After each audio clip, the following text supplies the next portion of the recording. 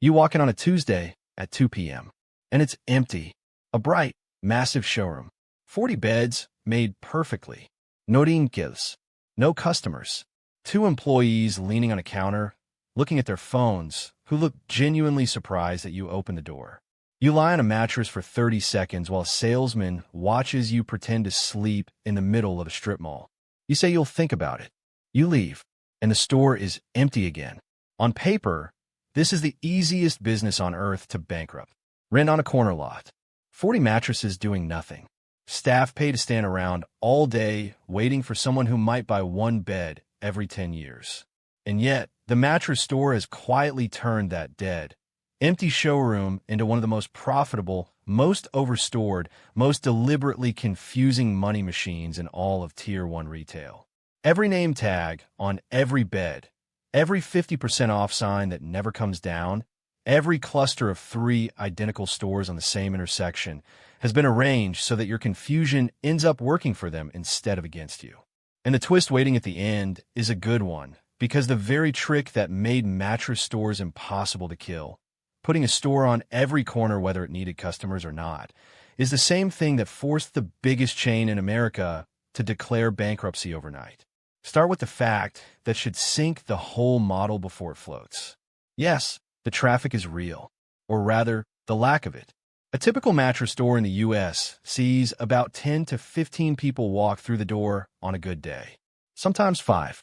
A busy Saturday might bring 25. Compare that to a Starbucks that needs 300 customers a day to survive. And the store is genuinely, cheerfully losing money on most of those visitors. Because most people who walk in do exactly what you just did. They test. They wince at the price. They say they'll think about it. And they leave. But the mattress store is not built around the browser. It is built around the buyer. And the buyer is far, far rarer and far more valuable than the browser likes to imagine. Be honest with me for a second here. When was the last time you actually bought a mattress? Do you remember the price? Did you pay the sticker price? Or did you get the magic 50% off, throw in the free pillows deal? Tell me in the comments what you paid, because I find the gap between the sticker and the sale fascinating. And if this is the kind of thing you enjoy having pulled apart, hitting like and subscribe is genuinely the one thing that keeps these going. Right back to the buyer, because he is the whole business. Only about 1 in 4 visitors actually buys, roughly a 20 to 30% conversion rate, which sounds terrible until you see the ticket. The average mattress sale in America today is not $300. It is between $1,000 and $1,500 for the mattress alone. Add the base, the pillows, the protector, the warranty, and that one sale is often $1,800 to $2,500 walking out the door. On a good mattress, the gross margin at the fake sticker price is 60 to 80%. Even after you haggle that 50% off, the store is still making 40 to 50% on the bed itself. On the pillows and protectors, it is making 70 to 80%. So do the math the store does. 2 sales a day. 2. At an average of $1,200 profit per sale after rent and staff. That is $2,400 a day. $17,000 a week. From a room that looked empty when you walked in. The store is not a retail shop. It is a trap for a high-value, low-frequency event. You will buy a mattress every 7 to 10 years. The store only needs to catch you once in that decade and make a decade's worth of profit in 20 minutes. Think of it less like a shop and more like a casino whale table. Most people wander by. One whale pays for the whole week. Get enough whales in a year, and the 300 empty hours a month vanish into the average. And the average is where the profit lives. It is worth pausing on how big this simple trick got, because the most visible clue to the whole model is the one you drive past every day and never question. Why are there 3 mattress stores on the same intersection? In Houston, there's a stretch of road where you can see 4 mattress firms from one parking lot. In many Tier 1 suburbs, there are more mattress stores than Starbucks within a 5-mile radius. At its peak in 2016, one chain, Mattress Firm, operated more than 3,600 stores across the United States. More stores than any other mattress retailer on earth. The company was doing over $3.5 billion a year selling a product most people actively avoid buying. And Mattress Firm was not an outlier. In the UK, Dreams operates over 200 stores plus Benson for beds. In Canada, Sleep Country has over 300. In Australia, Snooze and 40 Winks blanket every major highway. The format spread because for the operator, the box is beautifully cheap to run. For the customer, the location solves the real problem, which is not comfort. It is proximity. When your back hurts at 9 p.m. and you finally decide tomorrow is the day, you do not drive 40 minutes to compare. You go to the nearest store with a big 50% OFF sign. And in Tier 1, that store is almost always within 10 minutes of your house. On purpose. Now watch how they protect that average, because almost none of it is left to chance. The first and biggest lever is what is not in the store. Walk the floor. 40 beds. Pillows. That's it. No warehouse. No stockroom piled to the ceiling. No kitchen. No fitting rooms. In a clothing store, inventory is the killer. Thousands of SKUs, sizes, seasons, all paid for up front. A mattress store carries display models. One of each. Sometimes not even that. Your actual mattress lives in a cheap warehouse on the edge of town, or it is drop-shipped directly from the factory. The cost of goods is not 40 mattresses on a floor. It is one foam block that costs $300 to make, marked to $2,999 on the tag. And the foam is where the first margin lives. A basic queen memory foam mattress that sells for $1,999 costs roughly $250 to $400 to manufacture at scale. Springs and latex cost a little more. But even a premium Tempur-Pedic style bed that retails for $4,000 can be built for under $800. The rest is brand, marketing, and the price you're about to negotiate down from. Hold on to that word, because markup is the thing that explains everything later. The second lever is labor gutted to the bone. There are no cashiers, no stock boys, no gritas. Often just two people, a manager and a sales associate, working on commission.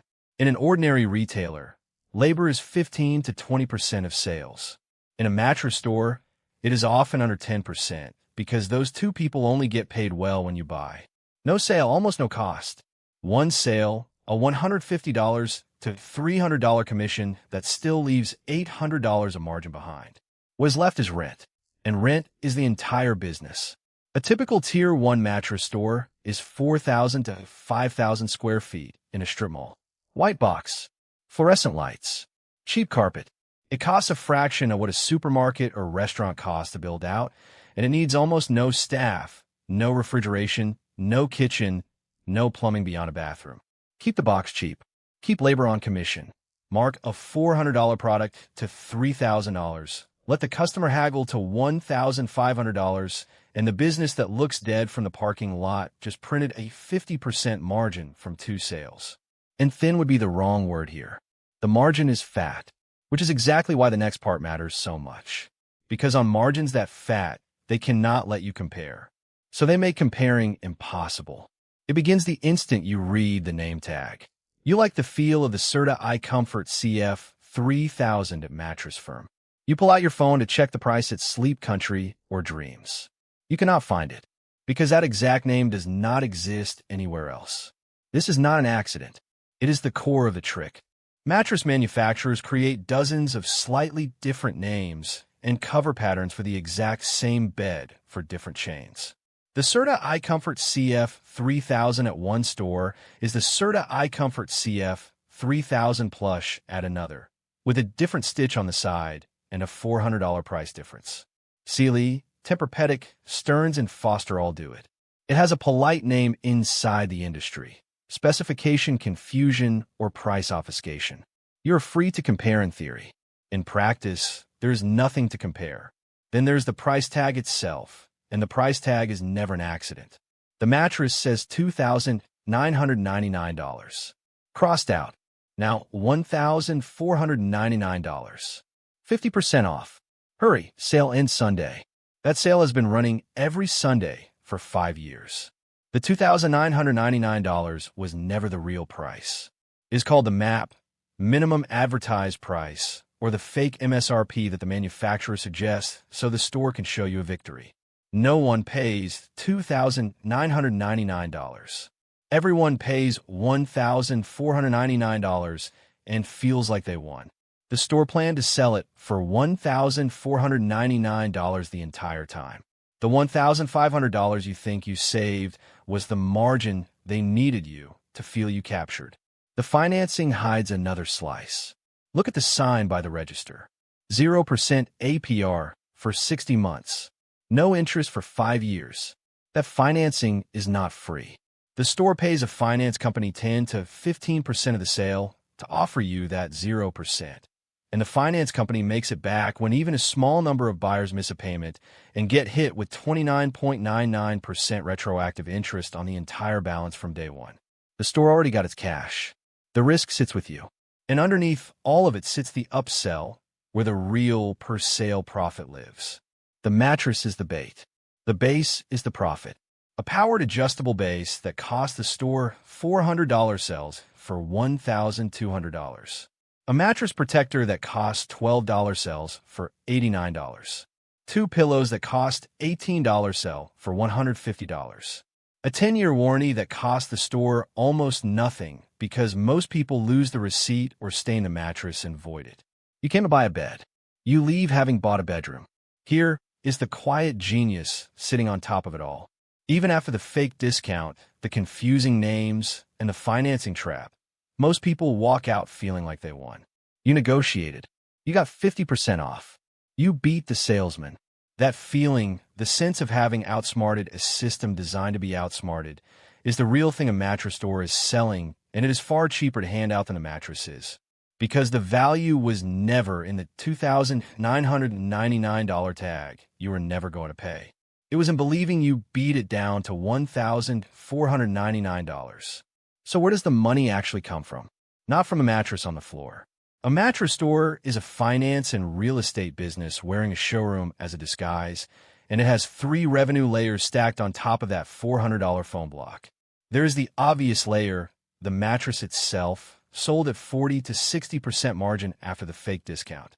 And underneath, that is the attachment layer, which is where the guaranteed money lies. Because a customer who already said yes to $1,500 will say yes to $89 to protect it. Industry data shows attachments lift the average ticket by 25 to 35%. A $1,500 mattress becomes $1,950, and almost all of that $450 extra is pure profit. The last layer is the one that explains the 3 stores on one corner.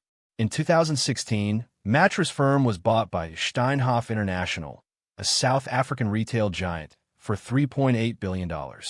At the time, Steinhoff was under investigation for one of the biggest accounting frauds in modern retail. But before it collapsed, it did something strange with Mattress Firm. It kept opening stores, even when there was already one across the street. Why would a company open a store to compete with itself? Because the store is the strategy. Each store came with a territory. If you own the territory, your competitor could not. Open 3 stores on one intersection, and you have block Tempur-Pedic, Sleep Number, and the independent down the road from ever getting that traffic. You cannibalize your own sales a little to starve everyone else completely. The lease itself was the weapon, and the leases were 10 years long. This is the part that makes the whole model click. A normal retailer that misjudges a location closes it and takes the loss. A mattress store that misjudges a location is locked into a decade of rent, whether it sells 2 beds a day or 2 beds a month. There's a floor under the costs, but not under the sales, which is why the customer you assumed was central to all of this. The person lying on a bed on a Tuesday is only the top layer of a 3-layer cake, and the person the business genuinely cannot operate without is not the shopper at all. It is the landlord who signed the 10-year lease. And while the giants were fighting over corners, the box they were fighting over started breaking. In October 2018, Mattress Firm filed for Chapter 11 bankruptcy.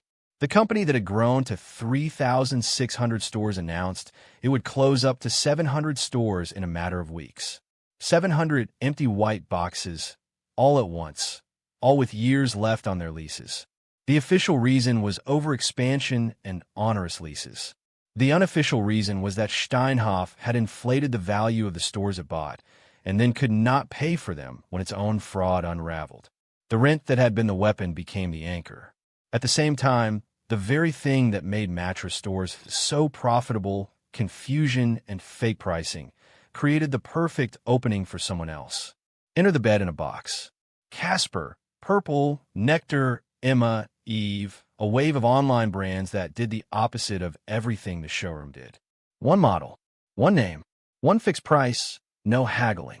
$799 delivered to your door with a 100-night free trial. No salesman, no 50% off theater. For the first time in Tier 1, you could actually compare. And when you could compare, the fake $2,999 tag stopped working. Online bed-in-a-box went from less than 5% of the U.S. market to over 20% in 6 years. Mattress Firm's market share bled.